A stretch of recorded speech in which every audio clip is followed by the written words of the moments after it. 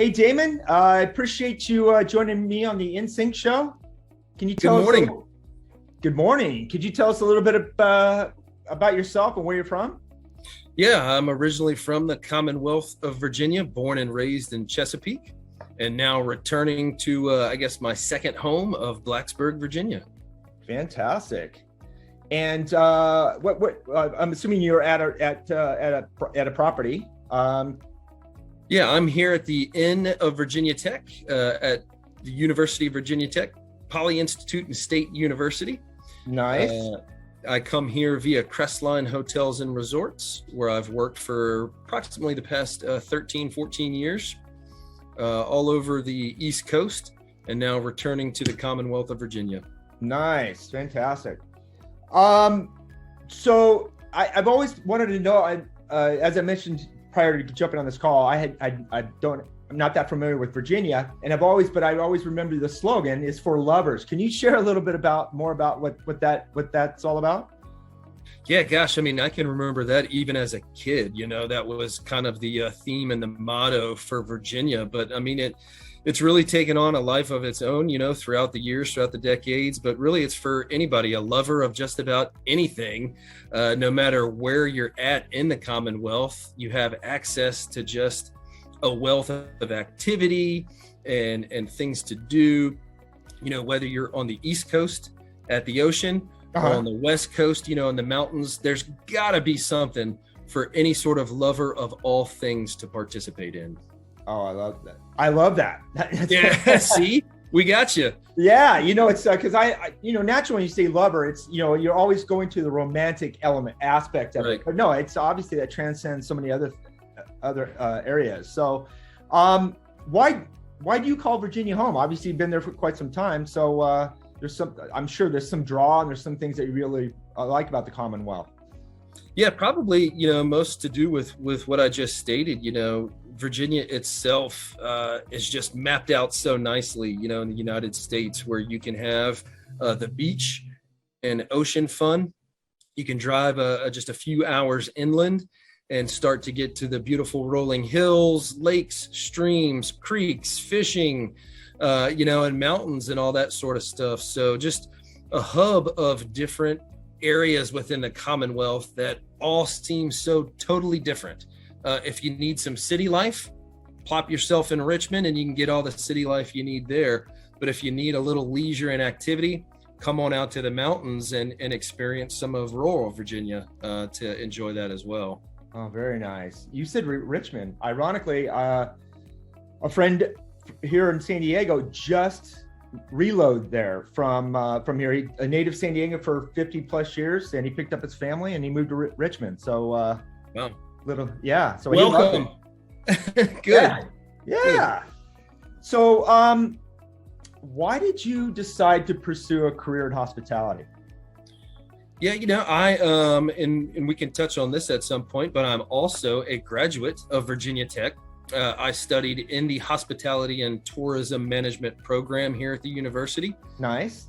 While I was in school, I was a youngster that had no idea what they wanted to do with their life, much like many of the folks that go into college.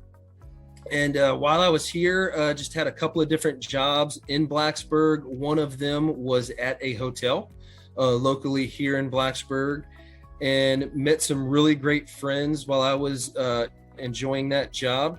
Got to know the business side of it and the industry a little bit better, and soon discovered that there was a course of study that I could immerse myself into and actually get a degree within a field that I felt that I was pretty good at the time and was enjoying the work. So I just kind of focused my concentration more on hospitality. Great, wonderful.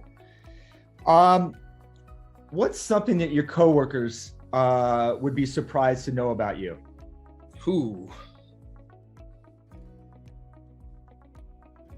Probably, I'm just getting to know a lot of the coworkers now. I'm about 2 months into my assignment here. Probably that I've got a lot of tattoos.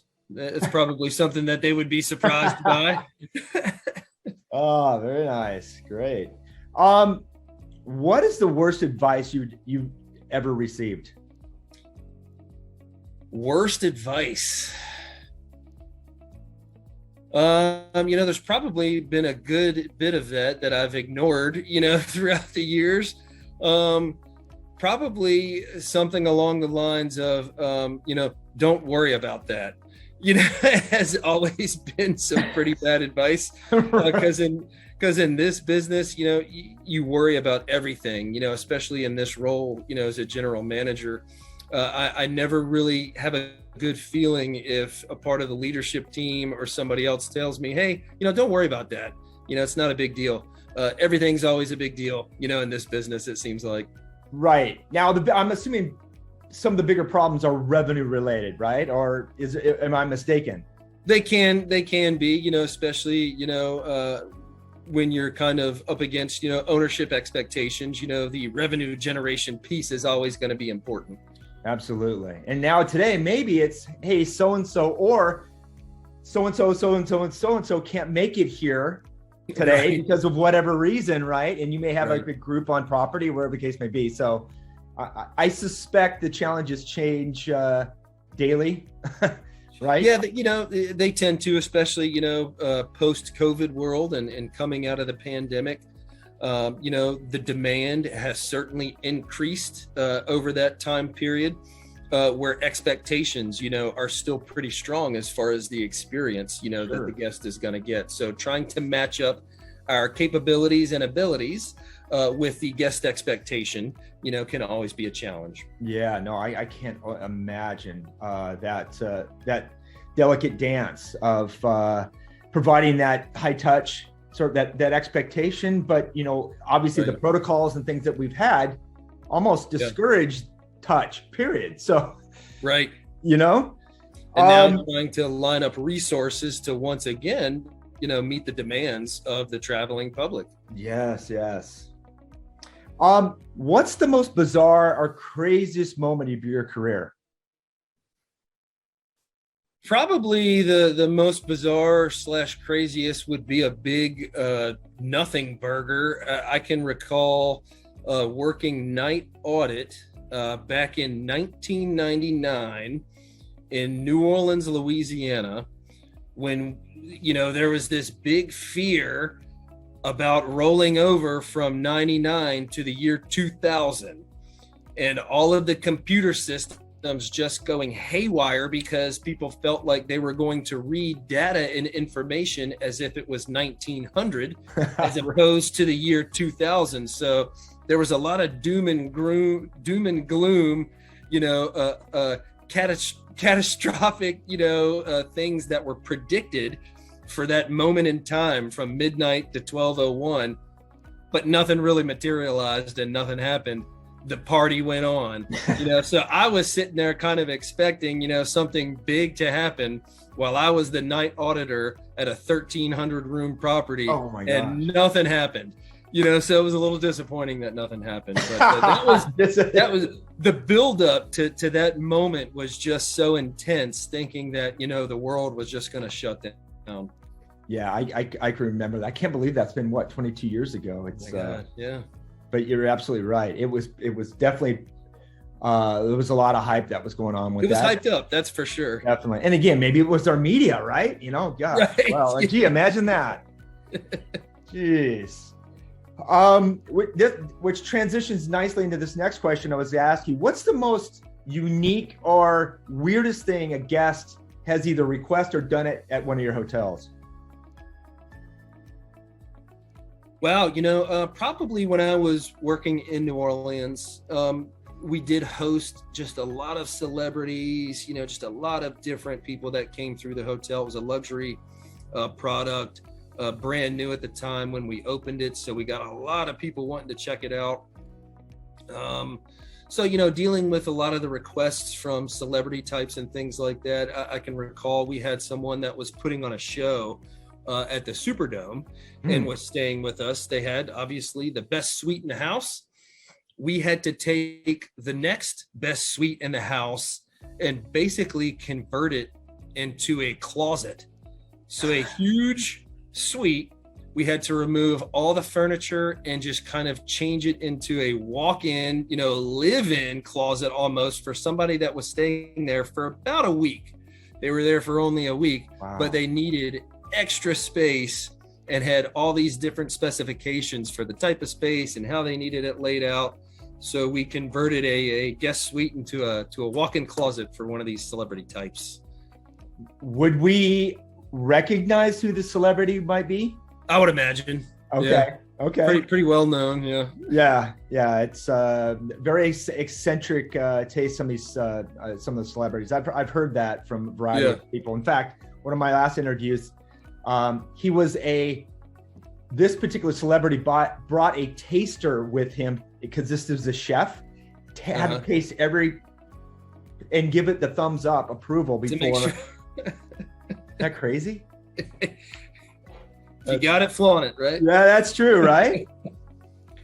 So what would be a great Damon Strickland secret sauce or small takeaway? Doesn't have to be related to hospitality. In fact, we've got a lot of great insights people have left. Has nothing to do with their position. Just some things that they wanted to share. Yeah, nothing special really. I like surrounding myself, with just great, smart people that know what they're doing, so that they can fill in all the holes of the things that I don't know, what I'm doing. But just, allowing people the freedom, to do their job and do the job that they've been asked to do in the creative manner that allows them to do it.